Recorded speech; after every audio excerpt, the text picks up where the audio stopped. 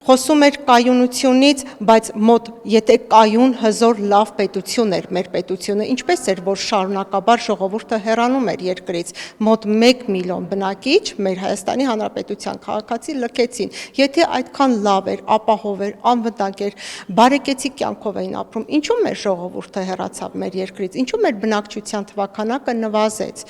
սրանք հարցեր են, որի պատասխանը ինքը պետք է տա, էլ չեմ խոսում, որ այսպես ասած անօրենությունը, չկար մարդու իրավունքները, չկար մարդու ազատությունները, ազատ թափանցիկ կտրությունը, ազատ խոսքը, այս ամենը, չէ՞ որ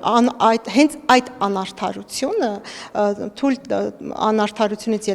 ելնելով մեր բնակիչները հեռացան, անարդարությունները այն, որ կարող էին, այսպես ասած,